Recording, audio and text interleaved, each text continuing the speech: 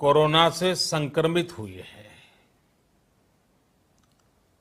3.25 लाख से ज्यादा लोगों की दुखद मृत्यु हुई है। भारत में भी अनेक परिवारों ने अपने स्वजन खोए हैं। मैं सभी के प्रति अपनी संवेदना व्यक्त करता हूं। साथियों, एक वायरस ने दुनिया को तहस नहस कर दिया है। विश्व भर में करोड़ों जिंदगियों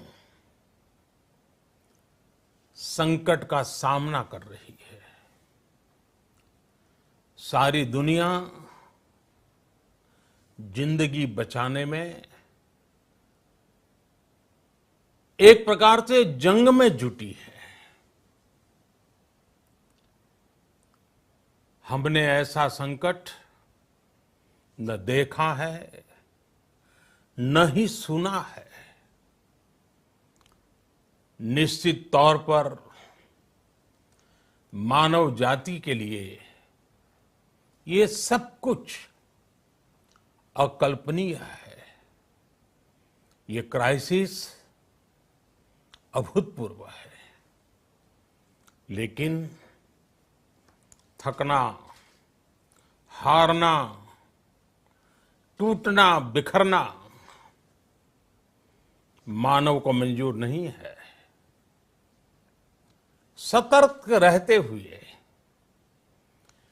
ऐसी जंग के सभी नियमों का पालन करते हुए अब हमें बचना भी है और आगे बढ़ना भी है।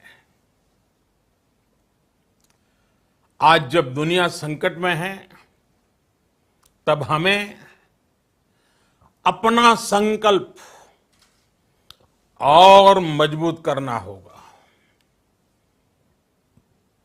हमारा संकल्प इस संकट से भी विराट होगा। साथियों, हम पिछली शताब्दी से ही लगातार सुनते आए हैं कि 21वीं सदी हिंदुस्तान की है। हमें कोरोना से पहले की दुनिया को, वैश्विक व्यवस्थाओं को विस्तार से देखने समझने का मौका मिला है।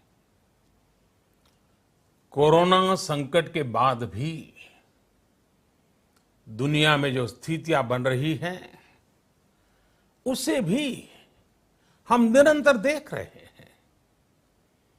जब हम दोनों कालखंडों को भारत के नजरिए से देखते हैं, तो लगता है कि 21वीं सदी भारत की हो, ये हमारा सपना ही नहीं, ये हम सभी की जिम्मेदारी भी है। लेकिन इसका मार्ग क्या हो? विश्व की आज की स्थिति हमें सिखाती है कि इसका मार्ग एक ही है,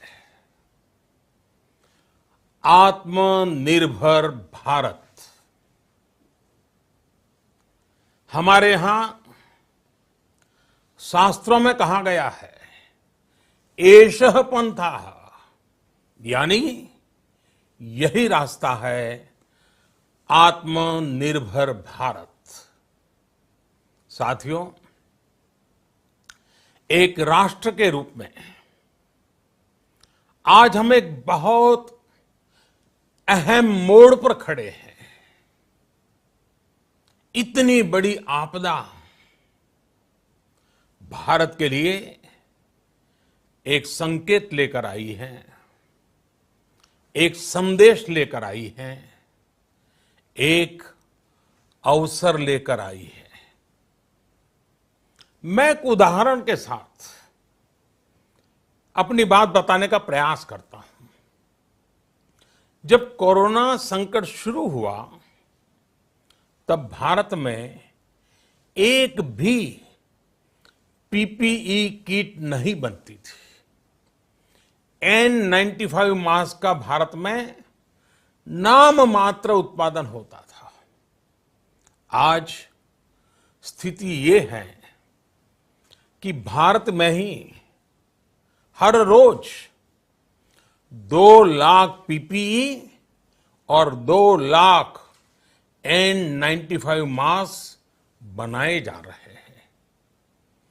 ये हम इसलिए कर पाए क्योंकि भारत ने आपदा को अवसर में बदल दिया।